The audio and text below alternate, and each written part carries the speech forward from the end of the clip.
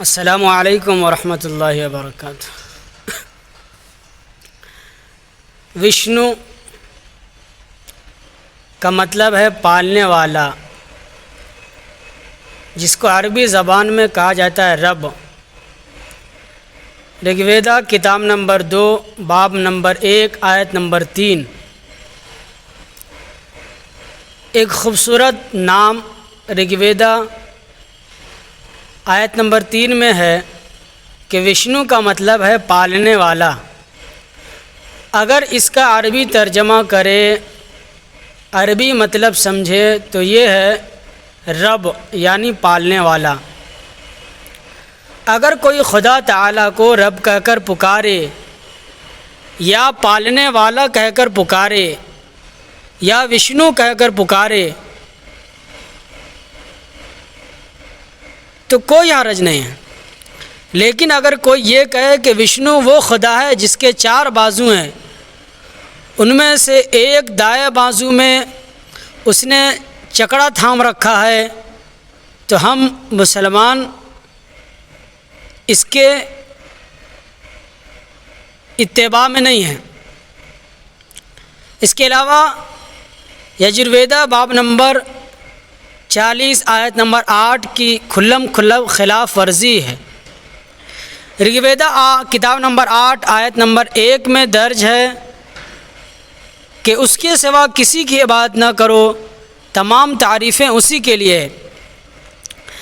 رگ ویدا کتاب نمبر 5 باب نمبر 81 کے اندر آیت نمبر 1 میں ہے کہ وہ عظیم ہے، بڑی شان والا ہے اور پوری دنیا کا خالق ہے، جبکہ قرآن مجید کے اندر سورہ فاتحہ سورہ نمبر 1 آیت نمبر 2 میں بھی اس سے ملتا جلتا پیغام دیا گیا ہے کہ ساری تعریفیں، ساری خوبیاں اللہ تعالیٰ کے لیے ہے جو سارے جہان کا مالک ہے۔ رگ ویدا کتاب نمبر 3 باب نمبر 34 آیت نمبر 1 میں درج ہے کہ مہربانی کرنے والا۔ اسی قسم کا پیغام قرآن مجید میں سورہ فاتحہ سورہ نمبر 1 آیت نمبر 3 میں دیا گیا ہے کہ اللہ تبارک و تعالی بہت بڑا مہربان ہے۔ یجرویدا باب نمبر 40 آیت نمبر 160 میں درج ہے، 160 میں ذکر کیا گیا ہے کہ ہمیں سیدھے راستے پر چلا اور ہمارے گناہوں کو معاف فرما۔ ٹھیک اسی طرح کا پیغام قرآن مجید میں، قرآن پاک میں سورہ فاتحہ سورہ نمبر 1 آیت نمبر 6 اور 7 میں دیا گیا ہے کہ اے اللہ تو ہم کو سیدھا راستہ چلا، راستہ ان کا جن پر تو نے احسان کیا، نہ ان کا جن پر غضب ہو اور نہ بہکے ہوئے کا۔ رگ ویدا کتاب نمبر 6 باب نمبر 45 آیت نمبر 16 میں ہے کہ تعریف اس کے لیے جس کا کوئی ثانی نہیں ہے، جو اکیلا ہے۔ برہما ستر آف ہندو ویدانت، خدا صرف ایک ہے، اس کے علاوہ کوئی خدا نہیں ہے، کوئی نہیں ہے، بالکل کوئی نہیں ہے۔ لہٰذا آپ اسی صورت میں ہندو مت میں خدا کے تصور سے آشنا ہو سکتے ہیں جبکہ آپ ان کی مذہبی کتابوں کا مطالعہ کریں گے۔ اور جہاں تک فرشتوں کی بات ہے تو اسلام میں فرشتوں کا تصور، یہ فرشتے بھی اللہ تعالیٰ کے مخلوق ہے جو کہ عام طور پر ہمیں دکھائی نہیں دیتے ہیں، اور ان کو نور سے پیدا کیا گیا ہے، وہ نورانی مخلوق ہیں۔ فرشتوں کو انسان کی طرح سے نہیں نوازا کیا گیا ہے اختیار، اور وہ ہر وقت اللہ تعالیٰ کے احکامات کی تعمیل میں مصروف رہتے ہیں۔ اللہ تعالیٰ نے مختلف فرشتوں کو مختلف فرائض سونپ رکھے ہیں۔ مثال کے طور پر حضرت جبریل علیہ السلام پیغمبران خدا پر وحی لے کر آتے تھے، اور ہندو مت میں فرشتے کا کوئی تصور نہیں ہے، تاہم ان میں کسی قسم کی برتر اور طاقتور مخلوق کا تصور موجود ہے جو وہ کام سر انجام دیتی ہے جو عام لوگوں کے بس میں نہیں ہوتے۔ کچھ ہندو ان کو بھی خدا سمجھ کر پوچھتے ہیں۔ آئیے ہم سمجھتے ہیں کہ ہندوؤں میں 2 قسم کی کتاب مقدس ہے، ایک ہے سروتی، ایک ہے اسمرتی۔ سروتی کا مطلب ہے وہ تحریریں جو سنی گئی ہیں اور سمجھی گئی ہیں۔ یہ مذہبی کتاب ہندوؤں کی قدیم ترین اور مقدس کتاب تصور کی جاتی ہے۔ سروتی کو دو حصوں میں تقسیم کیا گیا، وید، انوپنشد، اور ان کو الہامی کتاب بھی تصور کیا جاتا ہے، الہامی کتاب بھی بتایا جاتا ہے۔ اسمرتی کو اتنا مقدس تصور نہیں کیا جاتا جتنا مقدس سروتی کو تصور کیا جاتا ہے، لیکن اس کے باوجود بھی ان کو اہمیت حاصل ہے اور آج کل ہندوؤں میں مقبول عام ہے۔ اسمرتی کا مطلب ہے یادداشت، یاد کیا ہوا۔ ہندوؤں کے اس ادب کو سمجھنا آسان ہے کیونکہ یہ زمانے کے حقائق کی نشاندہی کرتا ہے۔ اسمرتی کو الہامی کتاب تصور نہیں کیا جاتا بلکہ ان کو انسانی تدوین شدہ اور مرتب شدہ تصور کیا جاتا ہے، جو انسانوں کی روزمرہ زندگی کے طور طریقوں کے بارے میں رہنمائی فراہم کرتی ہے اور انسانوں کے لیے قوانین وضع کرتی ہے کہ انہیں معاشرے اور انسانوں کی برادری میں کس قسم کا عمل کا مظاہرہ کرنا ہے، اور ان کو دھرم شاستر بھی کہا جاتا ہے۔ اسمرتی کئی ایک تحریروں پر مشتمل ہے، اس میں پرانا بھی شامل ہے۔ ہندوؤں کی مقدس کتاب میں حضرت محمد صلی اللہ علیہ وسلم یعنی آخری پروفیٹ کا بھی ذکر ہے۔ ہندوؤں کی کئی ایک مقدس کتاب ہے، ان میں ایک ویدا اور پرانا وغیرہ ہے۔ ویدا یہ لفظ وید سے نکلا ہے، اس کا مطلب ہے جاننا، علم رکھنا، حکمت، مقدس۔ یہ چار اقسام سے متعلق ہے۔ رگ ویدا، یجرویدا اور سام ویدا زیادہ تر قدیم تصور کی جاتی ہے اور ان کو ٹرائی ودیا یا ٹرپل سائنس بھی کہا جاتا ہے، یعنی تین ویدے یا تین سائنس۔ رگ ویدا قدیم ترین ہے اور اس کی تدوین مختلف ادوار میں 3 مرتبہ سر انجام دی گئی ہے۔ چوتھی ویدا اتھر ویدا ہے جو بعد کے زمانے کی ہے۔ ان 4 ویدوں کی تدوین یا ان کے منظر عام پر آنے کے بارے میں کسی قسم کی متفقہ رائے قائم نہیں ہے۔ سوامی دیانند کے مطابق جو آریہ سماج کا بانی ہے، ویدوں کا نزول لاکھوں برس پہلے ہوا تھا اور دیگر مفکرین کے بقول یہ 4000 برس سے زائد قدیم نہیں ہے۔ اسی طرح ان مقامات کے بارے میں بھی کسی قسم کا اتفاق موجود نہیں ہے جہاں یہ کتاب نازل ہوئی تھی، اور اس ہستی کے بارے میں بھی اتفاق موجود نہیں ہے جس پر یہ کتاب نازل ہوئی۔ ان اختلافات کے باوجود بھی یہ ہندوؤں کے یہاں قابل اعتماد کتاب ہے اور ہندو دھرم کا حقیقی آغاز ہے۔ انوپنشد، لفظ انوپنشد لفظ اوپا سے اخذ کیا گیا ہے جس کے معنی ہے نزدیک، اور نی کا مطلب ہے نیچے، اور ڈاؤن یعنی شاد کا مطلب ہے بیٹھنا، ٹو سٹ۔ اس لیے انوپنشد کا مطلب ہوا کہ طالب علموں کے گروہ کا اپنے استاذ کے قریب بیٹھنا، اسٹوڈنٹ کا اپنے ٹیچر کے نیئر یعنی قریب ہو کر بیٹھنا، ٹیچر کے نزدیک بیٹھنا تاکہ اس سے پوشیدہ علوم کی تعلیم حاصل کی جا سکے۔ ایک اور ترجمے کے مطابق اس کا مطلب ہے برہمہ کا علم جس کی بدولت جہالت کے اندھیرے ختم ہوتے ہیں۔ انوپنشد کی تعداد 200 سے زائد ہے، اگرچہ ہندوستانی روایات نے انہیں 108 تک محدود کیا ہے۔ 10 بنیادی انوپنشد ہیں جبکہ کچھ لوگ ان کو 10 سے زائد تصور کرتے ہیں، جبکہ کچھ لوگ 18 تصور کرتے ہیں۔ ویدان سے مطلب انوپنشد ہی لیا جاتا ہے، اگرچہ آج کل یہ لفظ فلسفے کی اس نظام کے لیے استعمال کیا جاتا ہے جو انوپنشد پر بنیاد کرتا ہوں۔ ویدانت کے لغوی معنی ہے ویدا کا اختتام اور اس کے مقاصد۔ انوپنشد ویدا کے اختتامی حصے ہیں اور تاریخی اعتبار سے بھی وہ ویدک دورائے کے بعد شمار ہوتے ہیں۔ کچھ پنڈت انوپنشد کو ویدوں سے برتر تصور کرتے ہیں، پراناز قابل اعتماد ہونے کے لحاظ سے اس کے بعد پرانا ہے۔ یہ وہ مذہبی مواد ہے جس کا عام مطالعہ کیا جاتا ہے۔ ان میں دنیا کی تخلیق کی تاریخ درج ہے، ابتدائی اسٹارٹ کے آریائی قبیلوں کی تاریخ موجود ہے، اور ہندوؤں کے خداؤں کی زندگی کا تذکرہ بھی موجود ہے۔ مہارشی ویاسا نے پرانا کو 18 جلدوں میں تقسیم کیا ہے۔ اس نے ویدوں کو بھی مختلف عنوانات کے تحت ترتیب دیا ہے۔ گیتا اور مہابھارت بھی اس قسم کے زور قلم کا نتیجہ تھی۔ ان میں اہم کتاب بھاوشیہ پرانا ہے۔ اس کو یہ نام اس لیے دیا گیا کہ یہ مستقبل میں پیش آنے والے واقعات کا احاطہ کرتی ہے۔ ہندو اسے کلام الہی تصور کرتے ہیں، اور یہ کہ مہارشی ویاسا نے محض اس کتاب کو مرتب کیا تھا، اور اس کا حقیقی مصنف خدا بذات خود ہے۔ بھاوشیہ پرانا میں حضور صلی اللہ علیہ وسلم کی پیشن گوئی بھاوشیہ پرانا میں حضرت محمد صلی اللہ علیہ وسلم کی پیشن گوئی ہے۔ حصہ پرائی سراغ میں بھاوشیہ پرانا کے مطابق ایک مذہبی رہنما اپنے ساتھیوں کے ہمراہ منظر عام پر آئیں گے۔ ان کا نام محمد صلی اللہ علیہ وآلہ وسلم ہوگا۔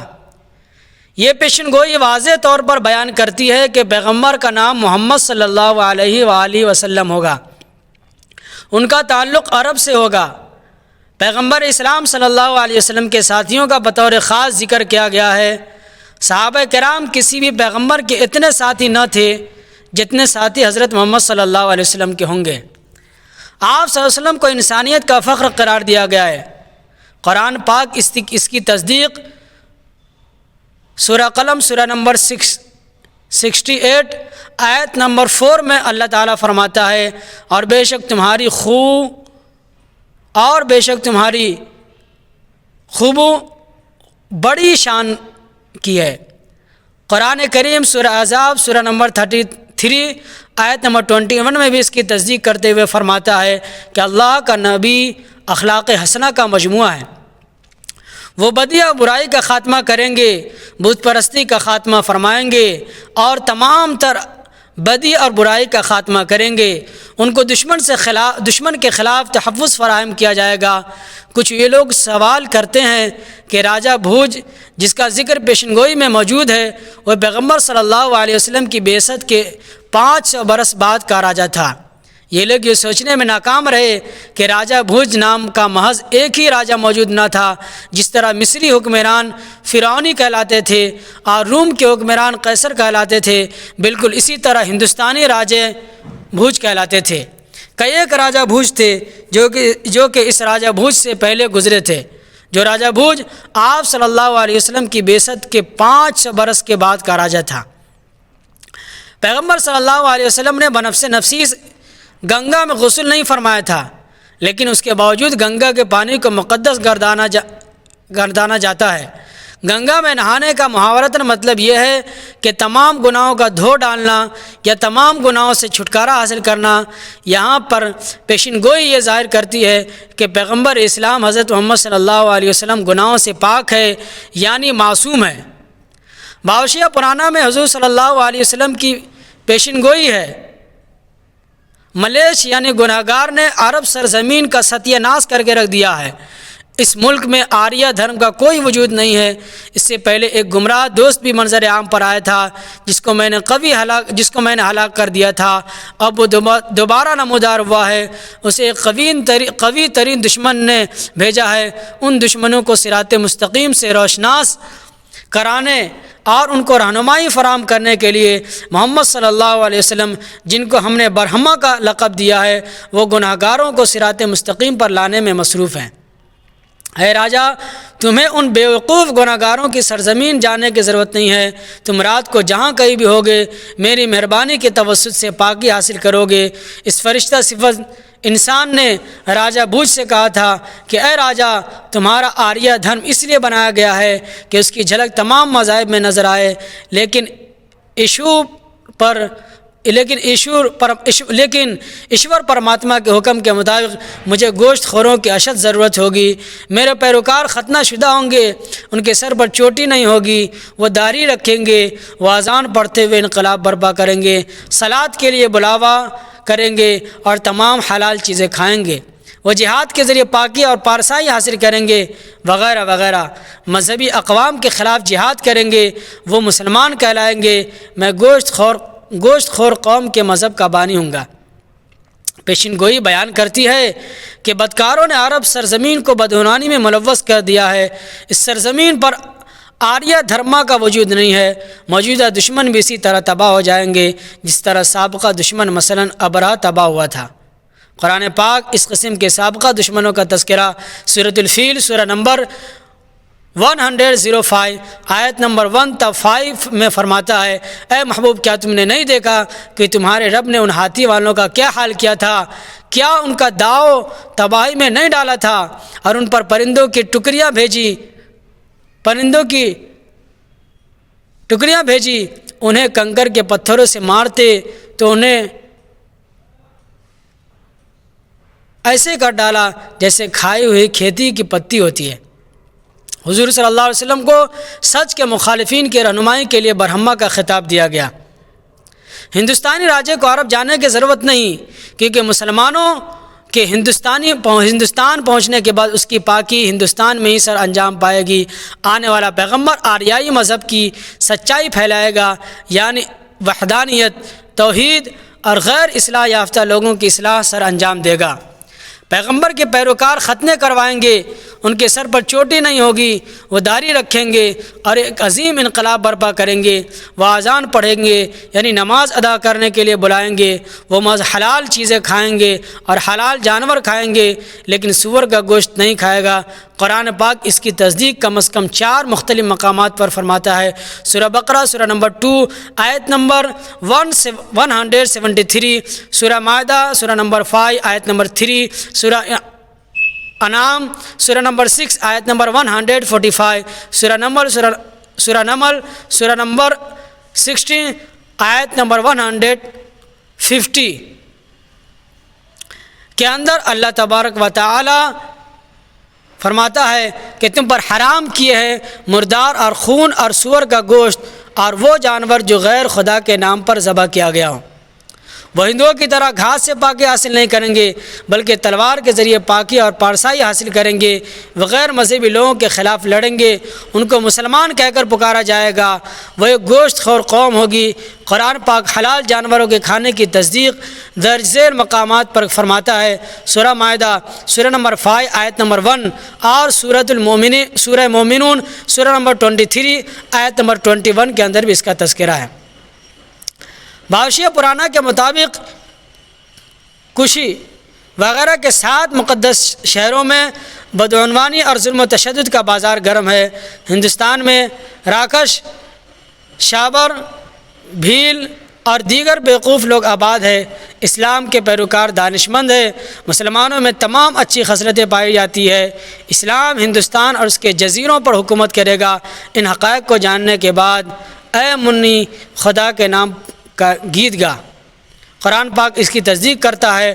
سورہ توبہ سورہ نمبر 9 آیت نمبر 33 اور سورہ صف سورہ نمبر 61 آیت نمبر 9 کے اندر اللہ فرماتا ہے، وہی ہے جس نے اپنا رسول ہدایت اور سچے دین کے ساتھ بھیجا کہ اسے سب دینوں پر غالب کرے، بڑا مانے مشرک۔ اور اسی قسم کا پیغام سورہ فتح سورہ نمبر 48 آیت نمبر 28 میں درج کیا گیا ہے، جس کے اختتام میں فرمایا گیا ہے اور اللہ تعالی کافی ہے، گواہ ہے۔ بحاشیہ پرانا میں حضرت محمد صلی اللہ علیہ وسلم کی پیشن گوئی اتھر ویدا کی کتاب نمبر 20 سورہ نمبر 127 کچھ سکتاس ابواب کنتب سکتاس کہلاتی ہے، جس کا مطلب ہے تکالیف اور مصائب کا خاتمہ کرنے والا، یعنی اس کا مطلب یہ ہے کہ امن اور سلامتی اور تحفظ کا پیغام دینے والا، اور اگر اس کا عربی میں ترجمہ کیا جائے تو اس کا مطلب ہے اسلام۔ کنتب سکتاس کا مطلب یہ بھی ہے کہ مخفی معانی جو کہ مستقبل میں ظاہر ہوں گے، اس کے مخفی معانی زمین کے درمیانی نقطے کے ساتھ بھی منسلک ہے۔ مکہ شریف کو ام القریٰ یعنی شہروں کی ماں یا زمین کا مرکز بھی کہا جاتا ہے۔ بہت سے الہامی کتب کے مطابق یہ خدا کا پہلا گھر تھا جہاں سے خدا تعالیٰ نے دنیا کو روحانیت سے فیض یاب کیا۔ قرآن پاک کے اندر سورہ آل عمران سورہ نمبر 3 آیت نمبر 95 میں فرماتا ہے اللہ، بے شک سب میں پہلا گھر جو لوگوں کی عبادت کے لیے مقرر ہوا تھا وہ ہے جو مکہ میں ہے، برکت والا ہے اور سارے جہان کا رہنما ہے۔ مکہ شریف کا ایک اور نام بکہ بھی ہے، لہذا کنتاب مکہ یا بکہ کا ذکر کرتی ہے۔ بہت سے لوگوں نے ان کنتاب سکتاس کا ترجمہ کیا، مثلا ایم فیلڈ، پروفیسر رالف گرفت، پنڈت راجا رام، پنڈت ختیم کرن وغیرہ وغیرہ۔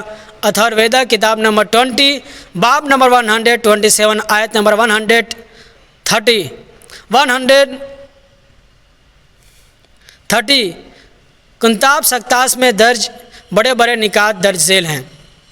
مانترا 1، اس کی تعریف کرے گی محمد صلی اللہ علیہ وسلم وہ کرامہ ہے، امن کا شہزادہ ہے یا مہاجرین کا شہزادہ ہے جو محفوظ ہے، حتیٰ کہ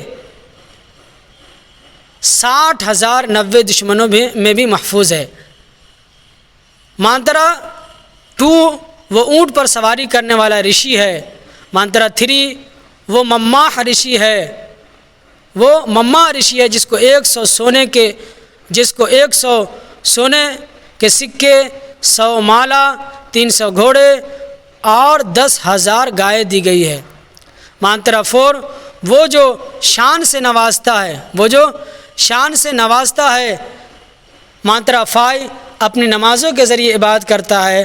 مانترا 6، جو تعریف سر انجام دیتا ہے، دانش کا حامل ہے جو اچھی باتوں کی نصیحت کرتا ہے۔ مانترا 7، جو جہانوں کا بادشاہ ہے، بہترین انسان ہے اور تمام انسانیت کا رہنما ہے۔ مانترا 8، 9، وہ ہر ایک کو تحفظ فراہم کرتا ہے اور اس نے دنیا میں امن پھیلایا ہے۔ مانترا 10، اس کی حکمرانی میں لوگ خوش ہیں اور پستی سے بلندی تک پہنچے ہیں۔ مانترا 11، اس کا کام دنیا کو جگانا اور خبردار کرنا ہے۔ مانترا 12، وہ بڑا مہربان ہے۔ مانترا 30، اس کے پیروکاروں کو دشمنوں کی عداوت سے بچایا گیا ہے اور ان کو نقصان پہنچنے کا احتمال نہیں ہے۔ ہم تعریفی نغمے کے ساتھ اس عظیم ہیرو کی تعریف کرتے ہیں۔ برائے مہربانی اس تعریف کو قبول کیجیے تاکہ ہم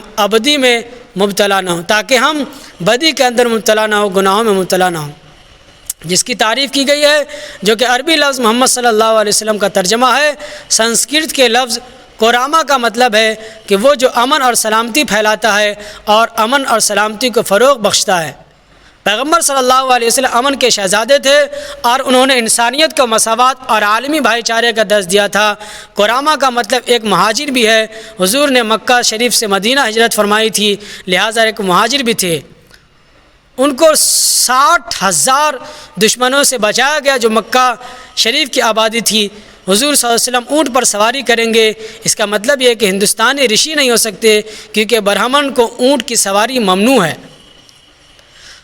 مشرق کی مقدس کتاب والیوم نمبر 25 قوانین منو صفحہ نمبر 472 بمطابق منوسمرتی باب نمبر 11 آیت نمبر 202، ایک برہمن کے لیے اونٹ کی سواری یا گدھے کی سواری اور برہنہ حالت میں ننگے ہونے کی حالت میں نہانا ممنوع ہے۔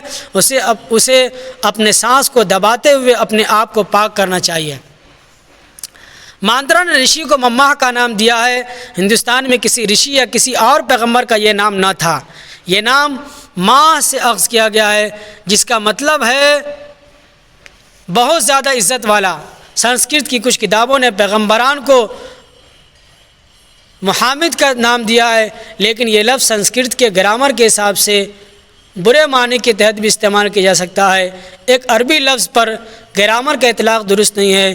در حقیقت مماح کے وہی معنی ہے جو حضور صلی اللہ علیہ وسلم کے معنی ہیں۔ ان کو 100 سونے کے سکے دیے گئے، جو حضور صلی اللہ علیہ وسلم کے ان ساتھیوں کا ذکر ہے جو آپ کو مکہ شریف کی مصائب بھری زندگی کے دوران آغازی میں ایمان لے آئے تھے، ماں باپ ظلم و ستم سے خلاصی پانے کی غرض سے حضور صلی اللہ علیہ وسلم کے ہمراہ مدینہ شریف کی جانب ہجرت کی۔ 10 مالا سے مراد پیغمبر صلی اللہ علیہ وسلم کے 10 بہترین صحابہ ہیں جو کہ عشرہ مبشرہ کہلاتے ہیں، ان کو دنیا میں جنت کی بشارت دے دی گئی تھی۔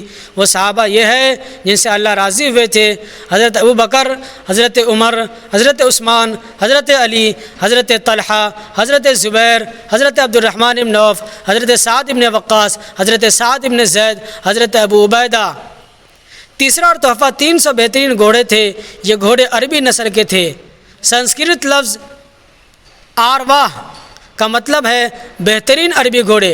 300 گھوڑے حضور صلی اللہ علیہ وسلم کے ان 300 جانثار صحابہ کا حوالہ پیش کرتے ہیں جنہوں نے بدر کے میدان میں اسلام اور کفر کے درمیان پہلے معرکے میں حصہ لیا تھا اور اللہ کی مدد سے فتح یاب ہوئے تھے، اگرچہ دشمن کی تعداد ان سے 3 گنا زائد تھی۔ سنسکرت کا لفظ گو لفظ گا سے اخذ کیا گیا ہے، جس کا مطلب ہے جنگ کے لیے روانہ ہونا۔ گائے کو گو کہا جاتا ہے۔ یہ جنگ اور امن دونوں کی علامت ہے۔ 10,000 گائے اور 10,000 جانثاروں کا حوالہ پیش کر 10,000 گائے ان 10,000 جانثاروں کا حوالہ پیش کرتے ہیں جو حضور صلی اللہ علیہ وسلم کے اس وقت ہمراہ تھے جب وہ فتح مکہ کے دوران مکہ میں داخل ہوئے تھے، جو انسانی تاریخ میں ایک بے مثال فتح تھی، ایک ایسی فتح جس میں بالکل خون خرابہ نہیں ہوا تھا۔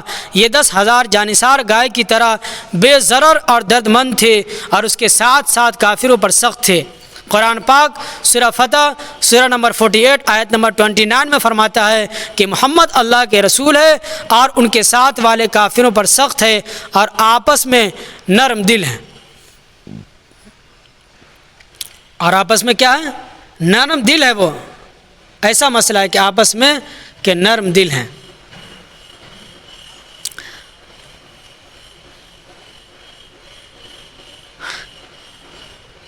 اسی لیے مانترا پیغمبر کو رب کہہ کر مخاطب کرتا ہے، جس کا مطلب ہے وہ جس کی تعریف کی گئی ہو۔ اس کا جب عربی زبان میں ترجمہ کیا جاتا ہے تو اس کا ترجمہ احمد بنتا ہے، جس کو حضور صلی اللہ علیہ وسلم کا ایک اور نام مبارک ہے۔ وہ اور ان کے صحابہ کرام میدان جہاد میں بھی اپنے نمازوں کی حفاظت فرماتے ہیں۔ قرآن پاک سورہ بقرہ سورہ نمبر 2 آیت نمبر 45 میں فرماتا ہے اور صبر اور نماز سے مدد چاہوں۔ قرآن پاک سورہ نساء سورہ نمبر 4 آیت نمبر 102 میں فرماتا ہے اور اے محبوب جب تم ان میں تشریف فرما ہو پھر نماز میں ان کی امامت کرو تو چاہیے کہ ان میں ایک جماعت ساتھ ہو اور اپنے ہتھیار لیے رہے، جب وہ سجدہ کر لے تو ہٹ کر تم سے پیچھے ہو جائے۔ اب وہ دوسری جماعت آئے جو اس وقت تک نماز میں شریک نہ تھی، اب وہ تمہارے مقتدی ہو اور چاہیے کہ اپنی پناہ اور اپنے ہتھیار لیے رہیں۔ مانترا میں جس حکمت کا حوالہ دیا گیا ہے وہ قرآن پاک کی نشاندہی کرتی ہے۔ قرآن پاک نہ صرف اس دنیا میں بہترین کا ضامن ہے بلکہ آخرت کی دنیا میں بھی بہترین کا ضامن ہے۔ حضور نے قرآن کی تعلیمات کو فروغ بخشا، انہوں نے اپنے صحابہ کرام کو اس کی تعلیم فرمائی اور ان میں سے کئی ایک ایسے تھے جنہوں نے قرآن پاک کو حفظ کیا تھا۔ اس مانترا میں یہ بھی بیان کیا گیا ہے کہ تمام تر صفات پیغمبر صلی اللہ علیہ وسلم پر لاگو ہوتی ہے۔ قرآن پاک سورہ انبیاء سورہ نمبر 21 آیت نمبر 107 میں فرماتا ہے کہ ہم نے تمہیں نہ بھیجا مگر رحمت بنا کر سارے جہان کے لیے۔ قرآن پاک سورہ سبا سورہ نمبر 34 آیت نمبر 28 میں فرماتا ہے اے محبوب ہم نے تم کو نہیں بھیجا مگر ایسی رسالت سے جو تمام آدمیوں کو گھیرنے والی ہے، خوشخبری دیتا ہے اور ڈر سناتا ہے، لیکن بہت سے لوگ اس بات کو نہیں جانتے۔ قرآن پاک سورہ قلم سورہ نمبر 68 آیت نمبر 4 میں فرماتا ہے اور بے شک تمہاری خوبی بڑی شان والی ہے۔ قرآن پاک سورہ احزاب سورہ نمبر 33 آیت نمبر